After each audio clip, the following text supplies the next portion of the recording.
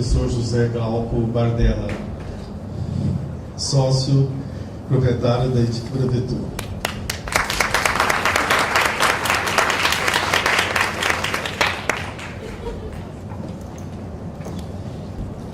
Aqui o professor, 10 anos antes da fundação da Vetor, 1956, quando eu nasci.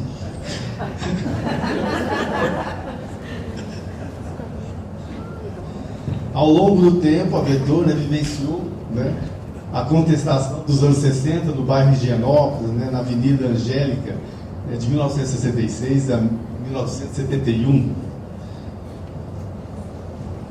E ao longo do tempo, nos anos 60, o professor Glauco, com a sua esposa... E até hoje é a mesma. Nos anos loucos da década de 70, da Avenida Paulista, 1972.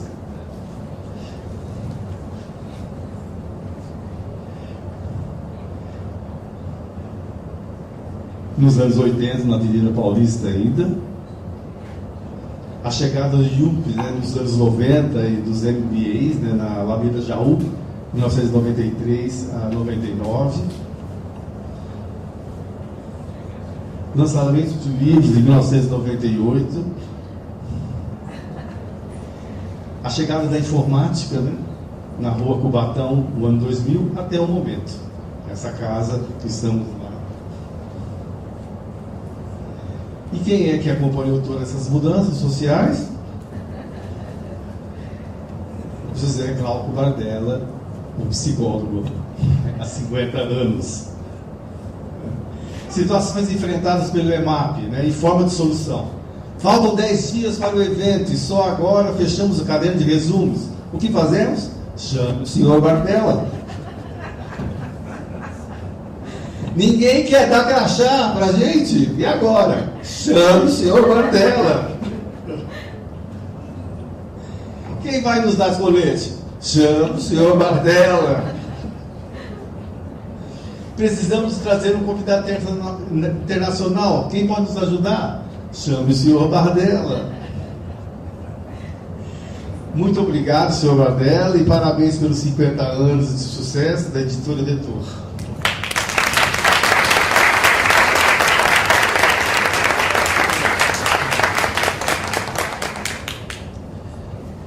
Bom, agora vamos passar a entrevista. Bom, tem um entendimento de que você, enquanto psicólogo, vem exercendo uma prática de diagnóstico psicológico desde os anos 60, utilizando-se dos testes psicológicos. De lá para cá, o que você diria em relação à sua prática, especialmente com relação aos avanços verificados na avaliação, na área de avaliação psicológica? Então, primeiro de tudo, eu queria fazer uma retificação. Eu não pratico avaliação desde 1960, mas desde 1955. Em 1960, eu já estava todo preparado para criar uma empresa. Evidentemente, não sabia que se chamaria Vetor, porque a minha insatisfação com os testes existentes na época gerava em forma de que não existiam tabelas para a população brasileira. Quase todas as tabelas que existiam, de todos os testes que eu usava de 1955 até 1960, eram testes que tinham, na sua maioria, tabelas estrangeiras. A única exceção a esses testes aí, na verdade, o que a gente usava como psicotécnico, não era nem psicólogo, porque a profissão de psicólogo foi regulamentada em 1962. Como psicotécnico, nós aplicávamos todos os testes que existiam na época. E os testes existentes nessa época eram aqueles derivados dos Army Alpha do exército americano.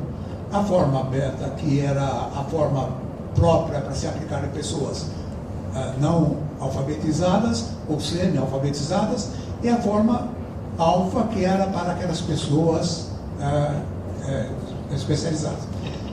A pergunta diz, em relação àquela época, o que melhorou muito? Melhorou o fato de que hoje, tanto os psicólogos como as editoras de psicologia procuram de um modo constante atualizar os resultados dos testes. Então, as tabelas dos testes estão sempre sendo renovadas. Então, quando eu avalio uma pessoa e uso a tabela adequada para essa avaliação, eu estou fazendo um trabalho tendo a certeza de que estou fazendo o melhor que eu posso e usando o instrumento que eu disponho da melhor maneira possível, da forma mais objetiva, mais adequada à realidade brasileira, à realidade da cultura brasileira. Vocês sabem que existem no Brasil poucos testes de inteligência verbal, de aptidões verbais. Por que existem poucos? Porque ainda o nosso índice de analfabetismo é muito grande. Quando eu digo índice de analfabetismo, eu digo as pessoas que não são capazes de interpretar um texto, mas que são apenas capazes de assinar nome, né, e de escrever uma carta, ou um bilhete, ou qualquer coisa. Mas interpretar um texto é preciso que você esteja bem alfabetizado para conseguir fazer isso. Então, hoje, ao utilizar um teste, eu faço com a certeza de que estou fazendo o melhor, porque as tabelas estão atualizadas.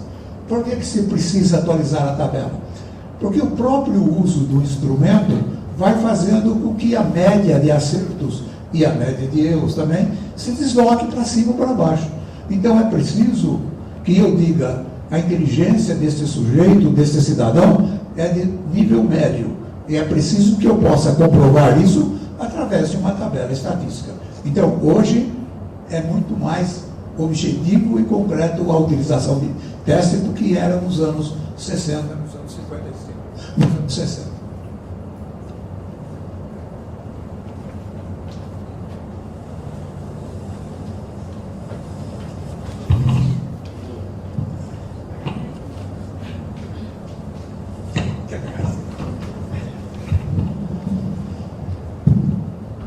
Bom, antes das resoluções do Conselho Federal de Psicologia relativas às normas técnicas dos instrumentos de avaliação psicológica, não se pode negar que já havia bons psicólogos que davam conta de desenvolver excelentes trabalhos em psicodiagnóstico, com os usos dos testes da época, como é o seu caso.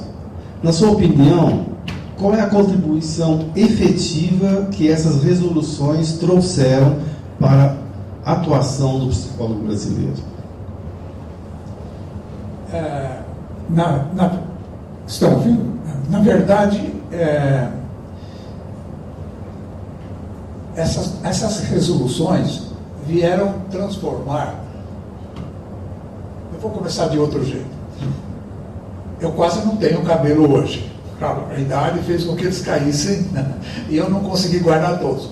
Mas eu ficava de cabelos brancos, porque na Vetor apareciam todas as espécies de pessoas que se julgavam psicólogos, trazendo instrumentos para serem impressos e vendidos aos colegas psicólogos. Até 1962, quando a lei foi aprovada e logo depois saiu o primeiro Conselho Federal de Psicologia, era uma balbúrdia só. A maioria dos psicólogos que tinham uma boa formação pessoal e que tinham frequentado universidades e tinham escutado informações dos professores e acompanhado o desenvolvimento das pesquisas que se realizavam com os testes em outros países, a maioria desses psicólogos tinham instrumentos próprios nas empresas que trabalhavam. Na verdade, quase não usavam outros testes de aptidões específicas de inteligência. O que eles usavam? Usavam os testes que eles desenvolviam para essas atividades. Mas eram testes que tinham uma certa limitação, eram específicos para as funções daquela empresa. Então não podiam ser usados em outras empresas. A chegada da regulamentação trouxe uma série de problemas, evidentemente que não trouxe só benefícios, também trouxe exageros em alguns casos. Mas, na verdade, regulamentou e deu às editoras a condição de dizer para o sujeito que trazia o teste o seguinte: olha, seu instrumento é muito bom, mas infelizmente ele não está baseado nos processos recomendados pela ABA e pelo Conselho Federal, pela APA e pelo Conselho Federal de Psicologia. Então eu não posso editar o seu material. Obviamente, dizer isto para uma pessoa era muito melhor do que dizer para ele: olha, o seu teste é uma porcaria, eu não vou editar porque é uma porcaria. Mas não podia dizer isso, evidentemente, por uma série de outras de razões.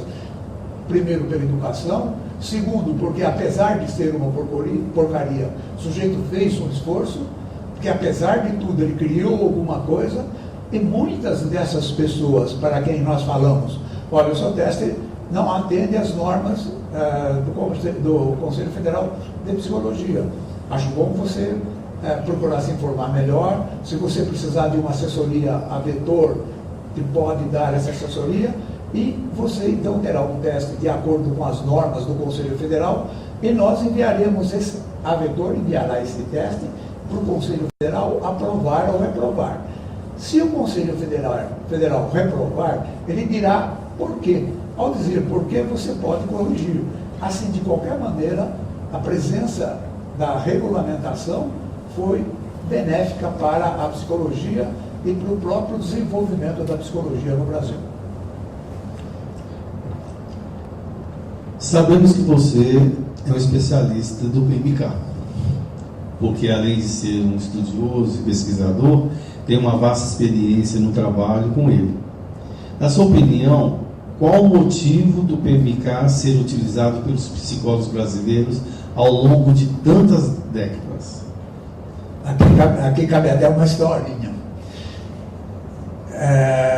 Em 1955 eu fiz um concurso eu já estava na faculdade e fiz um concurso para ser admitido ao sistema de avaliação de funcionários da CMTC. A CMTC acabou, mas ficou a SP Trans, que é a mesma CMTC, só que é a CMTC moderna. Glauco, E melhor. explica o que é CMTC, porque CMTC é a Companhia Municipal de Transportes Coletivos. E a SP Trans é a mesma coisa, só que é mais evoluída um pouco. Qual foi mais do PMK? E quando eu fui prestar o concurso, eu fui submetido ao PMK. E a equipe da CMTC já tinha uma vasta experiência na aplicação e na avaliação do PMK. Naquela época, o PMK era avaliado, todos os traçados eram medidos com régua. São 72 traços e tais, e tal, que precisavam ser medidos depois transformados em uma tabela. Até mesmo essa tabela era a tabela francesa, não era a tabela brasileira. Mas, de qualquer maneira, eu fiquei impressionado quando recebi a devolutiva. Nessa época, 55, alguns psicólogos já faziam a devolutiva do resultado do CESP. Então, desde essa época, já era uma coisa importante para o psicólogo verdadeiro devolver o resultado do teste. Eu fiquei impressionado com o resultado do meu teste. Evidentemente, eu tive boa avaliação porque fui aprovado. Mas também houveram alguns traços que não eram lá muito bons. Né? Os bons eu pude aproveitar, os maus eu sufoquei. Abafei e esqueci. Né? Mas, de qualquer maneira, eu fiquei tão interessado que comecei a estudar. A primeira noção que eu tive do PMK veio do manual em francês, depois do manual espanhol, e finalmente, em 86, do manual brasileiro, que a doutora Alice Miri Alves escreveu sobre o PMK. E, na verdade, na minha opinião, o PMK é o teste de personalidade mais subjetivo que já foi construído. Eu sei. Vocês vão falar do teste de Rorschach, do TAT, de outros testes. Eu trabalhei com todos eles. Eu fui professor de Rorschach na USP durante 2 anos. Durante 2 anos eu lecionei Rorschach, teste de Rorschach. Então eu conheço bastante bem o Rorschach. Zulliger, bastante bem. Figura humana, bastante bem. desenho da figura humana, da Karen McCullough, né? O teste das pirâmides de cores e outros testes. A grande vantagem do PMK é que o PMK é um teste que é estatístico. Eu não sou fã da estatística, mas no caso do PMK, o PMK é um estatístico, ele tem faixas. Então é um teste muito mais fácil de avaliar do que é um teste de Rorschach, de TAT, porque esses outros testes projetivos, eles têm que, a resposta tem que ser interpretada. No caso do PMK, a resposta não tem que ser interpretada, ela tem que ser vista e imediatamente analisada. Vamos tomar por base a coisa mais simples do mundo. Tônus psicomotor. Eu faço o traçado do PMK no tônus psicomotor no plano vertical. Tá? Então tem aquela divisão. Para cima, bom. Para baixo, ruim. Para cima, elaído. Para baixo, deprimido. Faço uma agressividade. Para cima, né, heteroagressivo. Para baixo, autoagressivo. Eu não preciso, para avaliar o PMK, ter uma noção nem um conhecimento muito profundo da teoria na qual o teste foi construído. Essa praticidade e essa objetividade é que fazem do PMK um instrumento que é muito utilizado pelos psicólogos. Mesmo durante aquela fase em que o psicólogo foi rejeitado e nós já devolvemos, já resolvemos esse problema, o PMK está aprovado novamente. Desde aquela época existem algumas experiências que são muito interessantes. Eu falo da variabilidade do PMK. Só para vocês terem uma ideia, a Vetor, durante 12 anos, trabalhou com uma empresa que fazia seleção de guardas. Era uma empresa muito grande, localizada à margem do Rio Pinheiros, lá em São Paulo, e nós fazíamos todo o processo de seleção. E o processo de seleção incluía o PMK. E eles portavam armas. Todos eles portavam armas.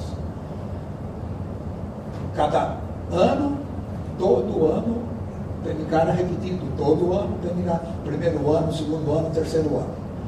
Todos os PMKs que faziam variabilidade não mostravam a variabilidade na mão constitucional. Mostravam a variabilidade na mão reacional. Sempre na mão reacional. Nós tomávamos a arma. Eram pessoas, por exemplo, que estavam com processo de desquite, divórcio em andamento, ou filhos com problemas, e que tinham desestruturas superficiais, reacionais.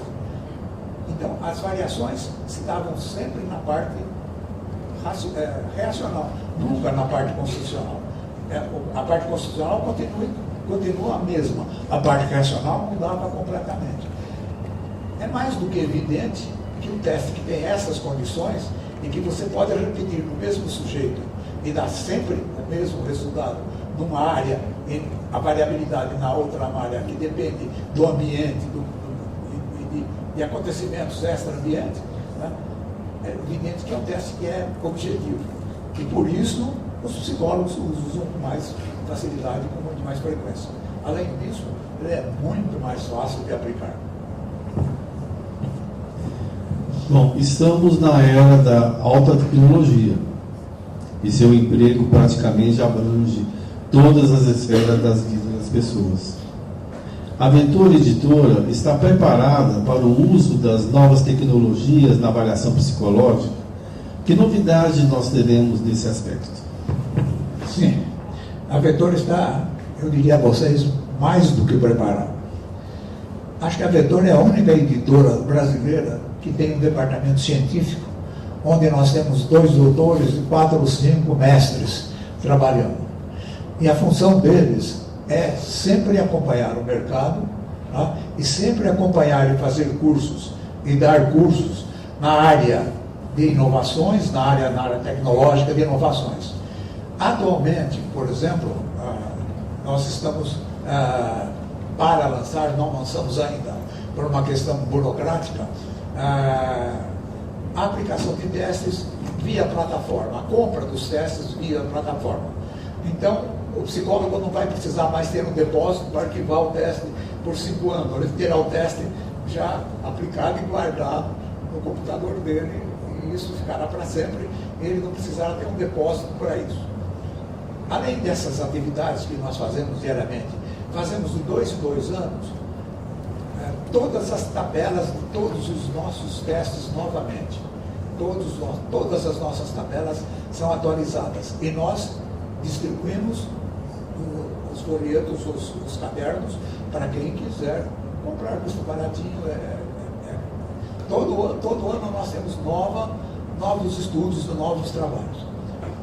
Além disso, nós estamos mantendo contatos com várias editoras estrangeiras. Hoje nós temos contato muito intenso com a CBS nos Estados Unidos e tem uma outra que agora não me lembro. Hoje está sendo inaugurada a nossa representação em Portugal. Estamos providenciando a nossa representação também na África, né? E em breve na Itália. Estamos com negociações na Itália, né? E já estamos prevendo negociações na Inglaterra também. E estamos indo a todos os congressos internacionais que aparecem com o objetivo de aprender novas tecnologias, ver se essas tecnologias são aplicáveis ao nosso nível cultural, sociocultural, se a construção de um determinado instrumento é viável e pode continuar. E temos desenvolvido um trabalho muito diferente também, que é o seguinte: vocês devem